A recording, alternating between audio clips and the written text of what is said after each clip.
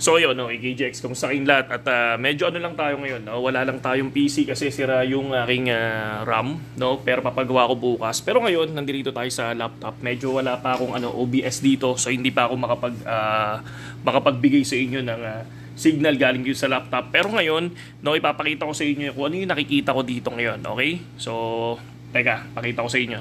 Nandito tayo ngayon. So ito 76.5 to. Itong nasa taas 76.5. Itong nasa area na to is 73. 73.100, no, or 73.3. Tapos dito sa area na to, meron tayong 70. Ako, possible, dahil nakikita natin na sobrang strong nitong area na to, may possibility na ako for me kasi nag-short ako bigla ngayon sa BTC, no. Siguro baka pwedeng pumunta muna dito sa 70, sa 73. If ever nakunin niya yan, pwedeng bumaba ng 70 muna. No, pagbaba ng 70, possible pwedeng upward na sa area na yan, okay? So, check din natin kung saan ko nakuha din yung TA natin, mga lodi. Papansin niyo yung January no nakaraan, no? So, makikita natin to from 40. No, biglang umangat yan. Nakuha niya yung strong hanggang 49. No, nakuha niya yan 49. So, from 40, nakuha niya yung 49. And then, kung mapapansin nyo, nag-drop shot, binalikan niya yung mismong area, yung somewhere sa area ng 40. So, tinitingnan lang natin kung ano yung mga possible na pwedeng mangyari based doon sa experience natin, mga lodi. Katulad nito, na nakikita ko yung parang senaryo niya na possible, no, na once na makuha niya to, hanggang doon sa baba, no, hanggang dyan sa 70 or 73 all time, tapos mapupunta ng 70, if ever ma-break si 73, mapupunta sa 70, possible mag-bounce na siguro hanggang 80 to 90k.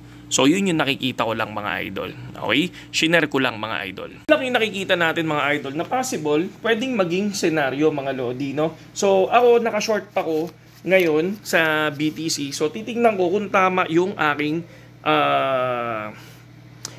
tawag dito, prediction, no? So, yung aking analysis. So, titingnan ko lang. Kasi tulad ng sinasabi ko nga sa inyo, sa channel natin, transparent tayo. So, patuloy kasi tayo nag-aaral kung ano yung mga nakikita natin sa charting. Yan yung mga nakikita ko before, no? Kaya sabi ko, baka pwedeng mangyari to, pwedeng mangyari dito. Tapos makita nyo kung ano yung news ngayon sa US, no? So, parang syempre, parang magkakaroon ng bagong strategic something sa Bitcoin na gagawin yung mga, I think, mga Senate. So, siguro may effect yon. So, habang ginagawa nila, hindi naman ganun ka-perfect agad, siguro possible mag-down muna, di ba? Bago tuluyan lumipad, mga lodi, no? So, yun lang ang tingin ko, mga lodi. Pero Ethereum, nakastay ako sa Ethereum kasi hindi pa nagpe-perform talaga ng sobrang ganda yung Ethereum tsaka Solana. So, hindi ko pa binibenta yung spot ko. Pero meron akong pang-trade na nasa 100 USDT. So kanina nakita nyo, di ba? Yung panalo natin is 8-0 tayo today.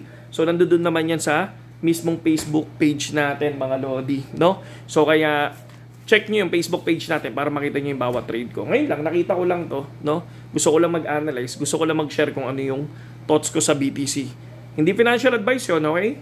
Walang susunod kapag hindi nyo sigurado yung TA natin, mga idol, okay? Saludo sa inyong lahat, KGX. Sa mga wala pang BitGet, mga lodi, ha? Gamitin nyo lang yung link natin sa description. Makakatulong kayo sa akin, makakatulong ako sa inyo. No? Sabi ko nga sa inyo sa channel natin, real talkan lang tayo. Okay? Saludo.